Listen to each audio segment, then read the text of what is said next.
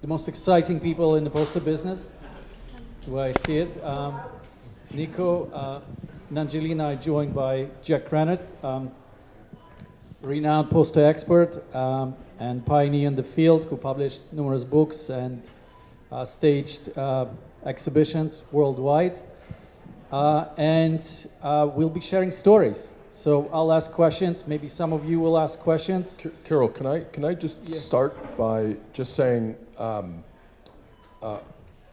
Angelina, we heard from her earlier, and I made a small presentation, but it would actually be fair to say that none of us would be here today either as dealers, purveyors, or curators if it wasn't for the work that Jack Rennert has done over the many, many, many years. We've heard today about Jules Charest, the godfather of French posters. We've heard about Swierzy, the godfather of Polish posters. The godfather of posters in America and perhaps in the world is Jack, whose tireless dedication to the art form has really trailblazed the entire industry through his work with Philips back in the 1970s, was it really? Through his work with Poster Auctions International from the 1980s through the now. So I just wanted to just sort of put that out there. We all owe a very great debt of gratitude to the work that Jack has done, and I would hesitate to call it work, Jack, because I know you love it so much. It's not that you don't work damn hard, but you're one of the very lucky people who loves what they do so much, and you've done a lot for all of us. So welcome and thank you.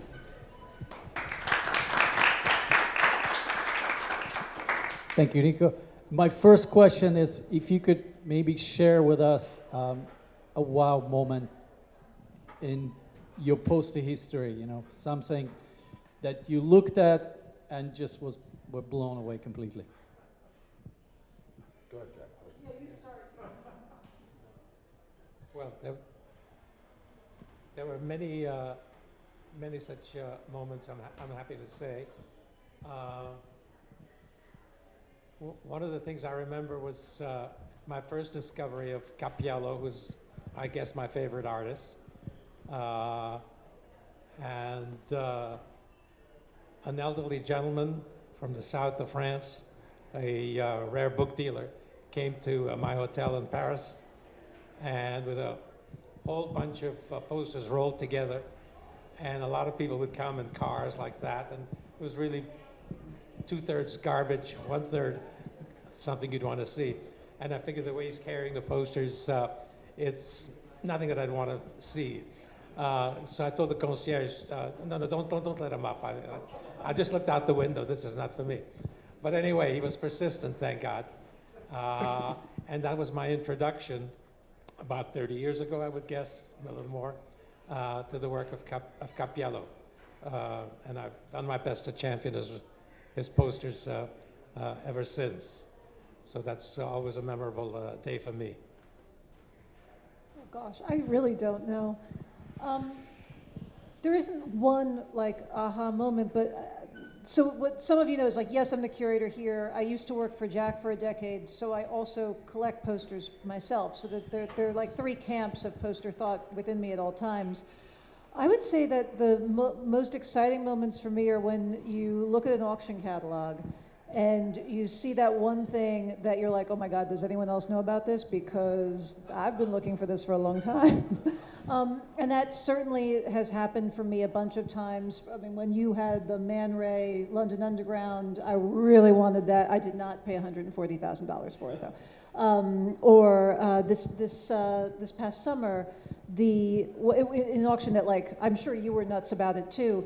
The Hotel Drouot in Paris had an auction of some of Edmond Sagot's personal collection, and Sagot is the posters wouldn't really be saved if Sagot hadn't started dealing them. He is a pivotal figure in poster history, and they were selling part of his collection, and in that collection were so many gems, but there was one piece that I've wanted for a very long time, and it is the Heine Simplicissimus. And if you sometimes you just see it as the single dog, and sometimes it's the double dogs, which that was what this was. And Alan Vey, who's a big poster historian that we're all friends with, He was at the podium and he's auctioning it off. And I love this poster so much. I have it embroidered inside a coat. Like, I love this poster. And to know that it was Sago's was even more cachet to me. So it is now in my living room.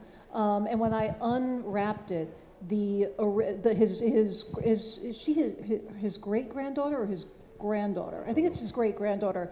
Told me that if it has the Sago stamp on the back, it actually was part of his personal collection as opposed to just something that came through the gallery. And when I opened it and I turned it around, the Sago stamp is right in the back. And I'm like, oh shit, I can't linen back it because I'll lose the stamp. But yeah, those type of moments when you get that thing that you've wanted for so long, that's very special. When you began the presentation today, you were showing examples of posters that were very rare, and one of the examples you showed was the Metropolis movie poster. And my apologies to those of you who are movie poster collectors or movie poster dealers. That's not my field, mostly because I really don't understand it. I love movies, but not enough to go crazy over one depiction of Bela Lugosi over another. But that poster, the Metropolis poster, you encourage everyone to see the movie. I watched 10 minutes of it. I thought it was awful. Like I said, it's not my thing. But I reckon, as a dealer, you don't have to love everything that you sell. You just have to know that there's someone who loves it. And you have to be able to gauge the depth of their love and the fatness of their wallet and so on. So I know very well that this Metropolis movie poster is sort of like a white whale. Like it's a dream poster for a lot of people. Not for me, but I understand that. And you mentioned that one copy was owned by Leonardo DiCaprio.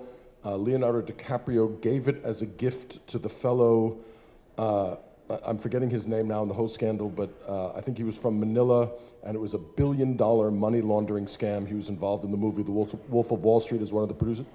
Joe Lowe. Joe Lowe, thank you very much. And when he went bankrupt, all of his property was confiscated, including that poster, which ended up in an art storage facility in a small town in Texas. And they were trying to liquidate as much of his estate as possible to claw back as much money as they could for his investors. And that poster, being part of the estate, was there in this art facility that looked something like, it was like a bunker. I mean, it was the most nondescript building in the middle of a gigantic field. And I was called in to appraise it. And I made it very clear, I don't really know about movie posters. And they said, you don't need to know about movie posters. All you really need to do is ascertain its authenticity, which is easy enough to do, regardless of whether you like something or not.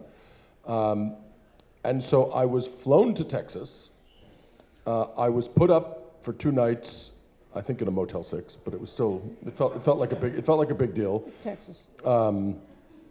And I went into this sort of austere, unpleasant facility where there was all sorts of there were cars, there were motorcycles, and then there was this poster. And I was like, I looked at it, it was real. And I was like, my God, I've been flown down here, I've been put up for 2 nights at a Motel 6. I can't just walk in and say this is good and then walk out. Like I feel like I'm underperforming. So I stayed there and I oohed and I awed and I pulled out a tape measure and I measured it and I took pictures. I said, I'm gonna just bounce this off something tonight when I get back to my Motel 6. But it was wonderful. And I mean, the piece was 100% real. And so I was able to go down to Texas, to a town the name of which I can't remember, to which I will never return. But I felt like I was sort of wined and dined, cheap Texas style, in order to check out this poster. And I've seen it in real life. And so I feel, for me, that was sort of a very special moment, because I do believe it is the most expensive movie poster. Yeah, Yes. Most expensive poster, period. I've seen it only once. It was at the Victoria and Albert Museum. So I don't know if it's that copy, but they have a copy of it. According to Kirill, there's only 4 known copies, right? No.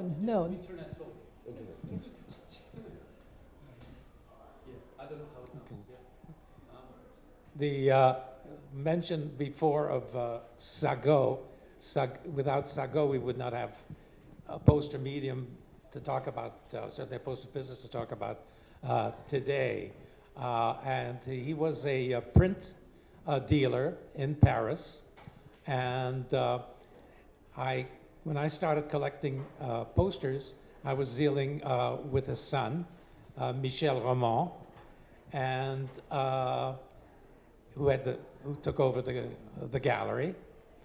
And sometimes people ask me, well, how long have you been collecting posters? And I tell them one of the first times that I was seriously thinking of buying a rare poster, a vintage poster as opposed to a contemporary one, was when I was in Michel Roman's gallery. And for a large, beautiful, just paper condition, A+, Mucha, large Job, the later Job, he was asking for $50. And I walked out saying, you're a thief, you know. And he ran after me on Rue de Seine, saying, okay, 25. So for $25, I got my first Mucha that way. But, and the interesting thing also, one of the things I've prized most in my collection, and I'll be darned if I can locate it today, about 40 years later, and that is that I had received from Mireille Roman's brother, Michel Roman's son, a copy of something called a police book. At the turn of the last century, in the 1890s, every retailer had to have a police book. And that simply meant if somebody came in with cash to buy a coat or a poster or whatever, you had to put down the guy's name, the date, what you sold it to him for, the amount, okay? And that's all. Once you did that, if later on it was found that it was stolen property, you were in the clear, okay? So I got to see the police book. And to date, I think it is the most interesting poster document I've ever seen in my life. And I was so impressed by it that I got a professional photographer, this was before internet days, to photograph every page, cost me a fortune, of this heavy book. And the interesting thing from a collector's point of view is that you would see that on one day, Mr. John Jones, well, not John Jones, Jean-Louis somebody, would come and offer him 10 copies of a Grasset poster, and he paid 50 centimes, half of a franc per poster, okay, and or whatever it is that it was offered. And one of the things was so many copies of the Absinthe Robert of Privat Livemont were offered to him. This is a poster that we sell today for 7,000 to 10,000. I mean, Sometimes more. Yeah. About that. Let's say it's a $10,000 poster. And afterwards, he saw so many that finally he just, at one point, somebody came in and he put down 1.2 kilos of Absinthe Robert. Wow. So it was interesting because it really told you an awful lot about the poster collecting at that time. You know, it brings to mind, Jack, and I feel like many, many years ago, what I'm about to say would have been telling tales outside of school, but it's no longer the case, which is back in the 1960s and 1970s when a lot of the contemporary poster market really began. The process went like this. People would go to Paris, they would find the printers who printed the Cappiello posters or the Charest posters. They would go into the basement where all the overrun was. They would find huge rolls of posters like this, 14, 15, 100 copies of the same poster, which were for sale, 5 centimes, I don't know what it was. Let's just say they were $5 each. They would bring them back to America, linen back them, sell them for $70 each, and they were like, oh my God, we're the smartest business people in the world. This is a great method, and that would go on until all that stock was run out, and that sort of happened early on in my time in the industry in the mid to late 1990s, and all of a sudden, this incredible well source of readily available, all original, all authentic posters dried up, and that's sort of when I think the secondary market really began to pick up. You couldn't buy a Mucha for $20 and sell it for $200. You actually had to buy a Mucha for $2,000 and sell it for $4,000, and I think since then the poster market has really begun to mature and develop in a great way. One of the, and we're talking really about how the market came to be, how the posters that we see today came to be. And one of the things in my career was I had developed a very nice friendship with a guy named Karl Wobman, who was a director of the Kunstgewerbe Museum in Zurich, especially they had an art school there. And he was in charge of the art school and the poster department also. And he was one of the smartest curators. Sorry. One of the smartest curators. Second I have smartest. ever- Second second, smartest. excuse me. The second smartest curator I've ever met. And he was so smart because he had no budget to buy. He couldn't buy anything. And yet, during his time there as the curator, I would say he got like at least 10 to 20,000 posters without paying $1 for them. What did he do? He just went to all of the printers in Switzerland. And he says, whenever you do print a poster, I don't know if it was 20 or 50 copies, drop them off at my place, at the museum. And so they were happy to do that. What happened then, he encouraged Americans, me included, to come and trade with him. So I made at least a dozen trips to the Kunstgewerbe Museum, late 60s, 70s. Before going there, I would send him about 10 tubes with American posters, okay? I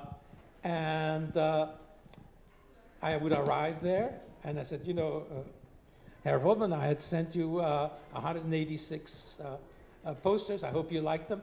He says, I'm so busy, I haven't even opened the tubes, but you go downstairs and you help yourself to 186 posters. So I would spend 2 days. They were piled up on the wall, and there was the trucks that came in with the posters from the printers. There was like, how would you call it, grading? They would fall in from they would back up their truck, and they would come into the basement of the Kunstgewerbe Museum. And so they were piled in no shape or order. So some of them were kind of ordinary travel posters, but a lot of them were really fine posters. And my first collection of Swiss posters came that way. And I've always pointed him out as really an example of what a curator, a director of a museum should be. And I don't know of a single curator in America who follows him, but I keep trying. I'll take that under advisement. You should see the basement here. I'm wondering, Jack, I actually don't know the answer to this question, and I feel a little bad that I don't. How did you get into the poster business in the first place? What was your entree? What's your origin story here? It's not always easy for me to figure out what the hell I was doing in my youth.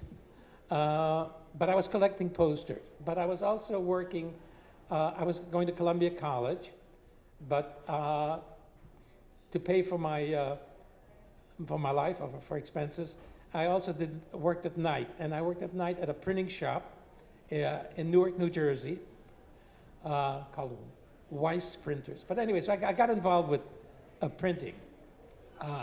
And I always liked posters. And I would simply hound printers whom I knew, advertising agencies, artists, etc. And there were posters that I saw in the subways, okay? I would then go and I would find out what posters they're printing, because I really wanted to be someone who was selling original vintage posters, first printing, okay? Well, if you find out about it after it's printed, it's a little too late. So knowing printers, knowing people in the advertising business, I was able to find out that they were going to print tomorrow a Levy bread poster of an American Indian eating Levy bread, okay? Or a Milton Glaser poster for a Carnegie Hall concert, or whatever, okay? I would quickly make a deal. I would go to see Max Dane at Doyle Dane Bernbach, make a deal to have the exclusive right to all of his Levy bread posters, for instance, okay? So that sort of started how I got involved. In the 1960s, my first poster company was 1964, and at that time, there were a lot of posters being sold, but no one was selling real posters. In other words, in the English language, we don't have a word for a big piece of printed poster. Okay, the French would call it affiche, the Germans placard. We call it poster, but anything that's a big piece printed poster is a poster. So when we talk about a big poster craze in the 1960s, we're talking about pictures of James Dean on a motorcycle. We're talking about picture of Marilyn Monroe, things like that, heroes, movie stars, and so forth. But nobody was doing what I started doing and what we're doing to this day, which is vintage posters. And that started me going from a hobby to seeing if there's a business to be had here. And at first, and continuing, there was. And that's how I started. The posters were, I retailed them at $3.95. That was a lot of money, but I never saw that money because I only wholesaled them at $2. I didn't have a retail outlet. They were sold in college bookstores and gift shops, things like that. So that's how I started, and then from then on, in the 1970s, went into vintage posters, and then I met people at Philips and asked them how come they don't do an auction of posters. And they said, well, nobody's proposed it. If you propose it, you can do it. So I proposed it, and I did that, and starting in 1979, don't hold me to that, around there, okay? And they were the first, I think the first ever auctions of posters held in the United States. Someone beat me by 2 years in France. Someone named Maître Louis Savot in the city of Orléans, who twice a year would do poster auctions. He started in '77, 2 years before me. So in a way, I really looked up to him and attended every one of his auctions for many years. And that was the start. And from there on, I went, as I said, into vintage posters, and still involved in that today. We have a question yes, in the Mark? audience. In 1978, Swan did their first I get it. poster auction. He's saying in 1978, Swan. It was all my material. I know it, I have the catalog. Oh, okay. So, Are you saying that, Mark? Are you saying that you supplied Nico with his first auction? I was not in the business in 1978. were you born? I was born. I was out of diapers. I had not had my first drink or my first tab of acid, if Ted is still here. So yeah, no, I was definitely not in the business. I don't think we have that catalog, Mark. That's a real collector's item. You should treasure that. I'd be happy to supply you with a copy. You have several then, do you? Yes. I did not know. I would love to see a copy. You know, one of the things about poster auctions back in the day, and since I wasn't there, you can fill us in, but I know the auctions you're referring to in Paris or in France, and Jack, at your auctions, again, Jack refers to the days before the internet, before digital photography. Poster auctions, the OG poster auctions, each poster that was being sold would be shown. It would be unfurled or unfolded and shown. Yeah. I mean, they were shown until Jack moved out of The third world. Yeah. Well, no, now at auctions we show digital images of the No, posters. at the Drouot auction. The auction, you have what they call the people who work there, Mhm. they collet rouge. Yeah. They all come from a place in Savoie, that's there, Mhm. at the trade, and they show Yeah, the item. the Drouot sale. Everything was physically shown. Fantastic, still. Yeah. Nice. Yeah. Only at Swan are you guys just not doing this? We're not the only, that's right. We're labor averse. I remember an auction in Orléans. The expert was a lady named Madame Camarde, and they were selling posters where condition really was not important. And once she was holding up of course, always holding up the poster. She's holding up the poster, and there's a hole in the middle, and she puts her face through it, and she said, "This is a beautiful poster," and they sold it. And I have a picture, somewhere I have a picture of her with her head in a hole, indicating it's an excellent. And then, of course, there was Alain Vey, who we've already alluded to, who was the commissaire priseur, as the expert for the poster sales, would stand up and in France, again, Daniel, correct me if I'm wrong, the expert gets up and says, "Lot number 2, this is Capiello, a rare example of a Campari." There's the song and dance, and then the actual auctioneer starts the selling. I never actually witnessed this, but it's legend that when posters would go unsold, on occasion, Alain, who may or may not have had several drinks too many at this point during the auction, would crumple up the unsold poster and throw it into the crowd. Can you confirm that? You can confirm that. One of the things I always wished I had witnessed in person He definitely heckled people that when it went unsold in the most recent draw sale. But, yeah. But one of the, everyone has their Alain Vey story. And by the way, Alain Vey is a dear, dear, dear friend. We've co-authored books, we've gone to talks together, etc. But anyway, but he's a personality. And I remember once there was an auction of, it was Dominique Delatre's collection of literary posters or something like that. But anyway, there was so many posters that they were brought out in these, what do you call these laundry bins, you know, the commercial laundry things in. Okay, and there was just, so the first would be, okay, this is laundry bin number 1. It's going for 20,000 francs or whatever. And I remember sitting next to Dominique Delatre, who was a rare book dealer, and he asked if he could see one of the posters, and Alain Vey slapped his hand, and he said, "No one can see them. You're buying a load." So that's the way auctions happened at that time. A little different today. We never heard your origin story. I was about to ask you the same thing. Oh, I was about to throw you under the bus that you just threw me under. I got there first. I come from a family of antiquarian book dealers. I'm actually 3rd generation in the family. And everybody in my family has an area of expertise. So my mother is a specialist in modern first editions. My father, a specialist in autographs. My aunt, a specialist in medical prints. Another aunt who's an autograph specialist, and so on. And for those of you who are familiar with New York, there is on 59th Street a bookstore called the Argosy Bookstore, which was actually founded by my grandfather 100 years ago, 1925. And when I was finally ready to attempt to go into the family business, which I had put off for a very, very long time, I went to work at the bookstore, and I was conscious of the fact that the last thing I wanted to do was anything that had to do with what my family was already doing. So there was no way I would become a book specialist, because my mother did that.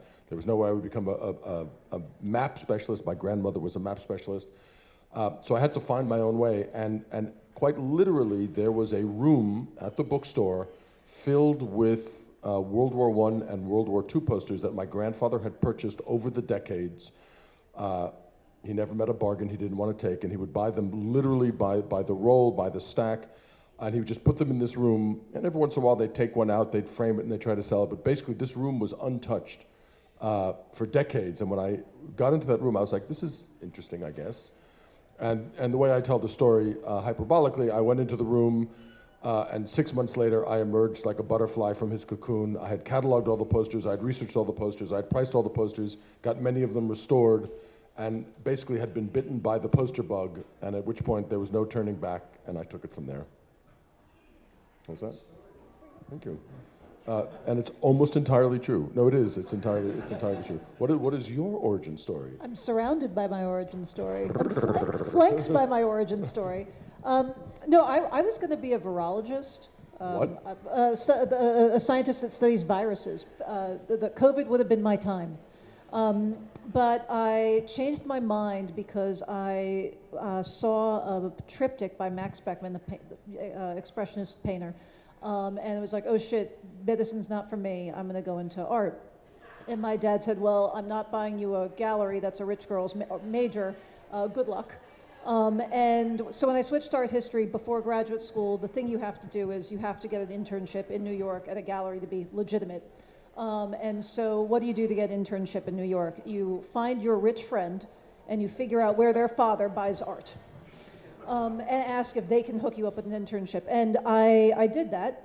And I assumed that it was going to be at like Gagosian or David Zwirner. And my friend was like, yeah, I got you set up with my dad's dealer. It's going to be great. I was like, great. Where in Chelsea? It's like, well, it's on the West Side Highway. It's like, okay, sure, wonderful. What are we focusing on? Like, is it like Kiki Smith? What are we looking at? It's like, well, it's a poster dealer. And this is where I think that Poster House and all of the dealers at the IVPDA are really important in educating the public on what a poster is.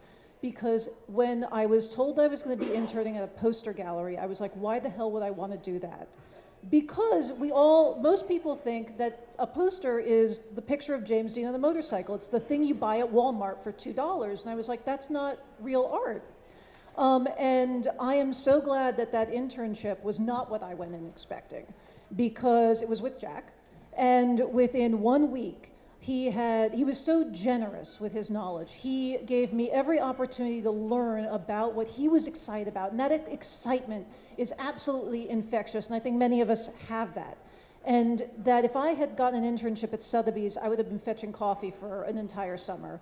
But by the time But you might have found a rich man to marry. I mean, there's still time.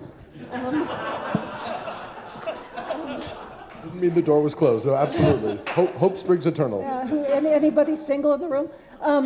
But over that summer, this was when you still had 4x5 transparencies, and so I had to help build the pricing catalog, like the price results that Jack used to publish, and so I had to go through all the 4x5 transparencies, pick the image, figured out how to make a mechanical with picas, and create this book. Your auctions had 600 posters an auction, so 600 pieces came in that summer, and I got to touch them and learn about condition reports, learn about how to write a contract, all these things that you would never get anywhere else. So anytime somebody comes to me and says, like, where do I enter? And I'm like, don't try to go to a big place. Go to the smallest place you can find, because it's going to give you the best education. And then I went away to graduate school, and when I got out, it was the beginning of the recession. So nobody who had an art history degree was doing anything. And Jack offered me a job in marketing, of all things, which was not what I thought I was going to do. But it was kind of like everybody wears all the hats. And I stayed for a decade. And in that decade, you can learn. There is no greater source of knowledge than seeing pieces in quantity. I think the one thing that I find shocking with a lot of curators is that they've never seen 90% of what they are showing in a exhibit. So they don't know how to tell a real like a real from a repro. They don't know what different paper types feel like, or how ink is laid. And so going through the quantity of 600 lots every 6 months was just amazing. So everything I learned about posters, I learned from Jack. And then when I got asked to do this, so much of it is showmanship. And nobody's going to teach me showmanship like the guy to my right. So really, being able to speak enthusiastically about our medium is something I am indebted to Nico for. So that is my origin story. Ta-da.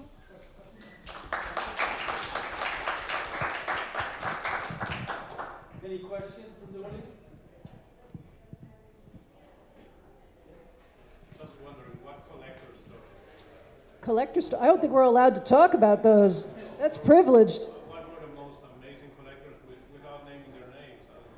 Oh, we could talk about, Jack, do you remember when Guernsey's got the Saks collection? That was like that was an amazing turning point, because not turning point, but like to be able to see the Hans Sachs collection in person. So let me fill in the background here. Hans Sachs was a dentist in Germany in the years before the First World War. And he also had been bitten by the poster bug in the very early years of the poster craze. And he went out of his way to amass Everything. I don't know how he set out, but what he ended up doing was amassing perhaps the largest and greatest and deep collection of posters at the time, sort of a combination of the Swiss curator who you mentioned, everything. He had them all. Jewish man who had to leave Germany before the Second World War. His collection was confiscated and became part of one of the East German museums. The family fought for restitution for decades. They finally got access to the collection, or what the museum was willing to turn over to them as part of the original collection. I mean, we're talking tens of thousands of posters, and the absolute, I mean, it was everything. It was the crap, it was the good, the bad, and the ugly. The good stuff was unparalleledly good, and the bad stuff, there are some not so good posters out there. The posters came up for sale in New York, I can't remember, 13 years ago, 2009. And it was a 3-day auction. I think each day had something like 1,200 or 1,500 posters. It was actually Until today, if I can hazard a statement like this, until today, it was the largest gathering of members of the IVPDA ever, because the hungry worms came out of all their apples, and they came running to New York.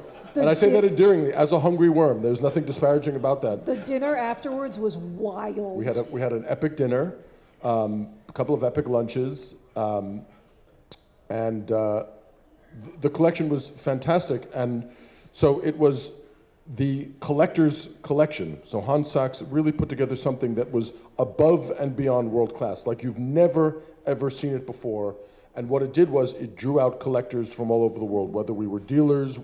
I think we're all, speaking for most dealers, we all collect and deal at the same time. We all have things that we keep.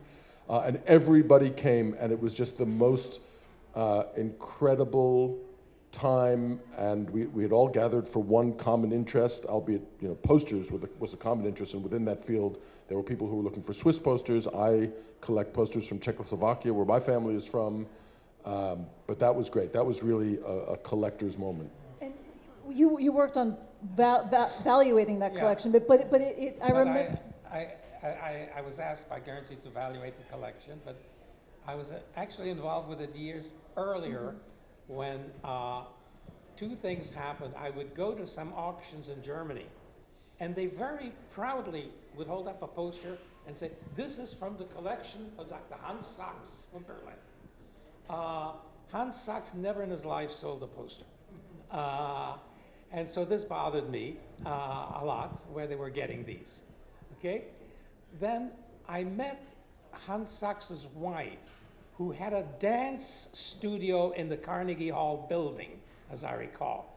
And I said to her, I said, "Look, I would be happy to do something about this. They belong to your husband, to you." And she was reluctant to do that. She was getting reparations from the German government every month, and she needed that to live on, to pay the rent or whatever. And she didn't want to start any problems that would prevent that. So I never got her to agree. And I tried to talk to some lawyers, and the point is they felt that I had no standing. I was not a member of the family or had anything. These were not my posters. So we never got very far. But apparently Guernsey was able to eventually That's an unexplainable part of the story. But I remember during the valuation process, you were evaluating it during Hurricane Sandy, because I remember we closed the gallery, we covered everything with tarp because we were like, oh, it'll just be a little rain. And the building that the gallery was in, the building that the gallery was in had no power for like a week and a half. And we, like the whole team, we like climbed up the stairs in freezing with fingerless gloves and coats, without electricity, without power, to go through paper files. And then I ended up at your apartment that weekend, like manually going through the Hans Sachs collection because we couldn't use the office. Yeah. But actually, the strange thing is, it did not bring the prices that Guernsey wanted. They were not pleased, by the way. No. And if you talk to them afterwards. It breaks my heart. But also, if you flood the market at any time with anything, if you have like 10,000 posters, how many people are really buying 10,000 posters? So that's one of the great collector stories. Yeah. I mean, there's many, many more. Our business is driven by passion, as I think we've all expressed and represented, and collectors are among the most beautifully crazy and passionate people. And if you get somebody who really wants something, I mean, I know you're a collector, and I imagine you get pretty excited when something comes up for sale, and we love that, and we feed off of it, and we feel it too as collectors ourselves. We know that feeling. It's a beautiful feeling. And the important thing also to remember is that we are here, we are interested in posters, we appreciate posters, all because 100 years ago, or however many years ago, collectors decided that this was worth saving. Mm-hmm. This piece of paper that was meant to be for 2 weeks on the walls in the rain or whatever, was worth saving. And if they weren't collectors 100 years ago, more than 100 years ago, we wouldn't have any of the things that you see here. So it is very much a collector-driven medium that we have, which makes it important that if it's going to continue in the and have a future, it must have collectors, new collectors today. And I think this poster house and everything they do goes a long way towards that. Yes, Mark? One more question. You were mentioning the Hans Sachs collection. A major portion of the Hans Sachs collection, that three-day event, is purchased by a Ukrainian man who's in the audience.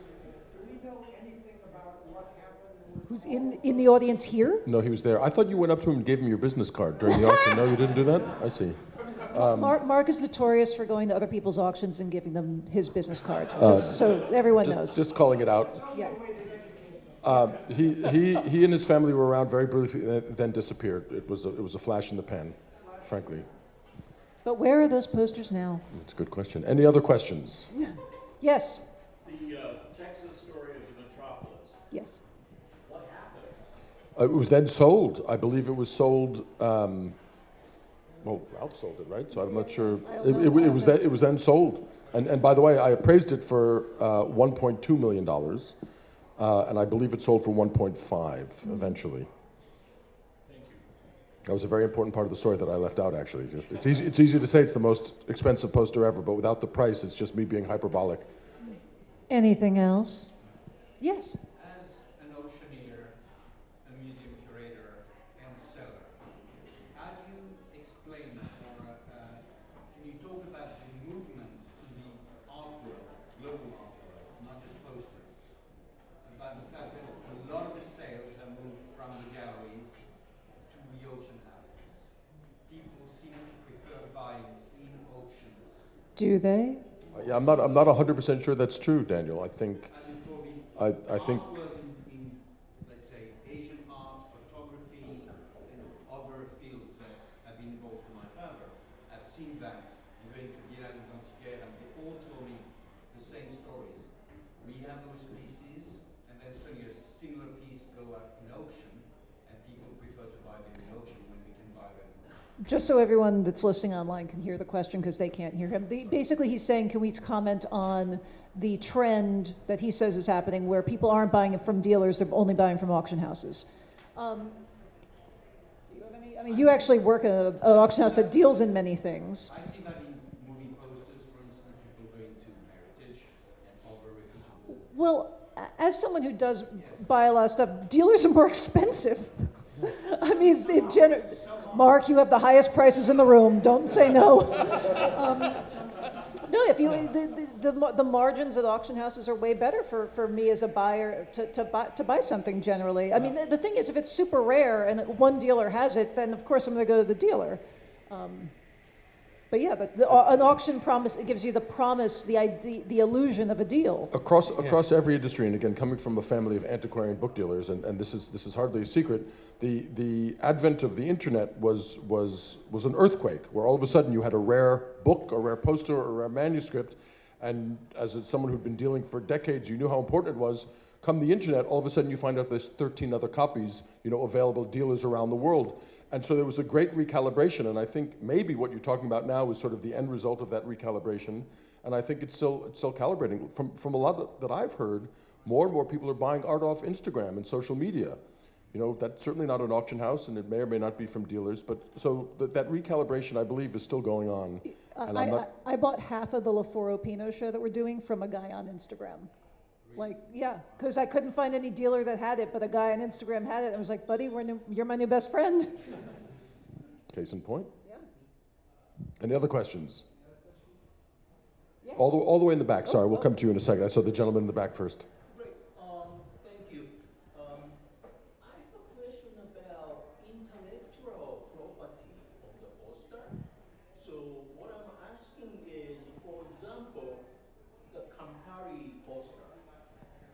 Campari no longer owns the rights. Is that what it is? The question's about IP and if, Meaning as a dealer, when you resell them, right? Mhm. Don't you need to trace down chain of custody or something like that? oh gosh. So that's several questions. One is a question of provenance, and one is the question of intellectual property. Yeah, meaning who owns that Before I answer the question, sir, are you a lawyer?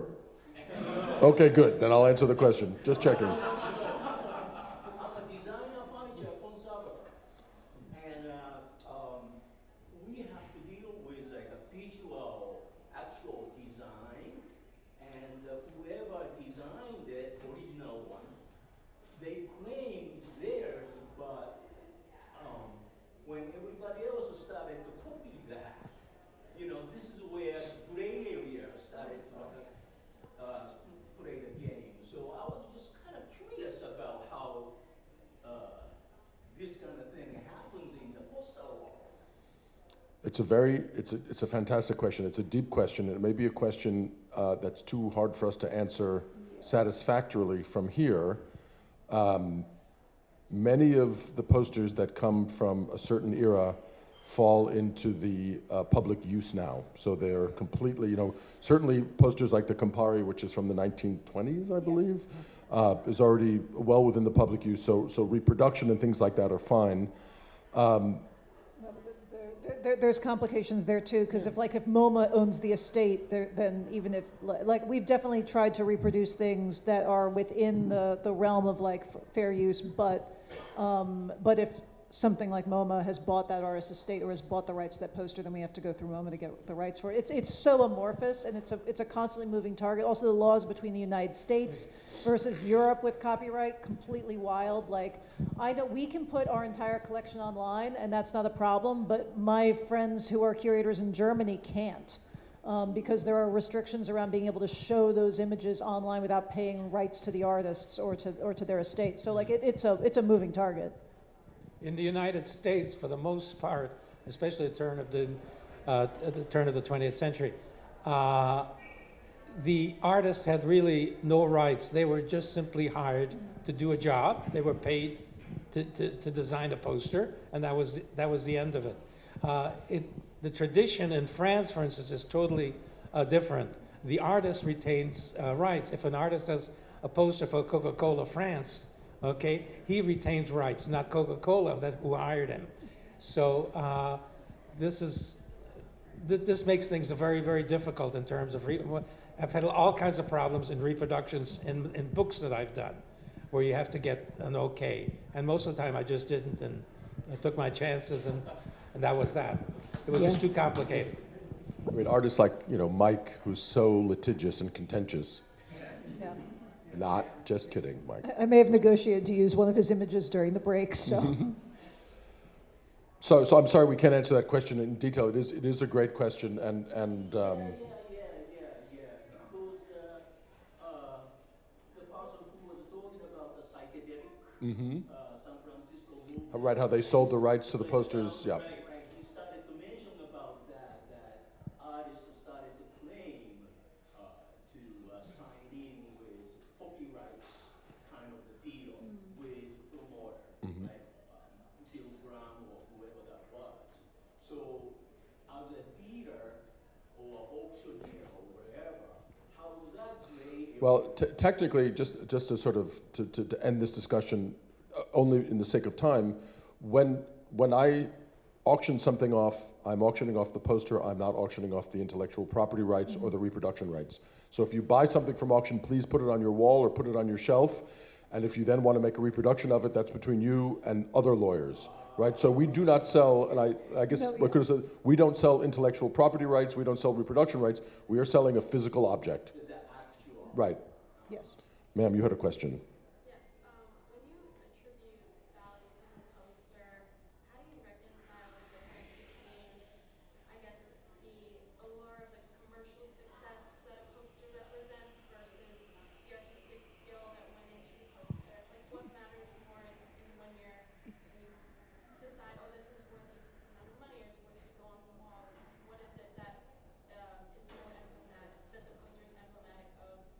Is it more artistic, more commercial, more historical significance? A very, very good question, which was, when determining the value of a poster, do you take the subject matter? Do you take the artistic skill, right? The artistic style?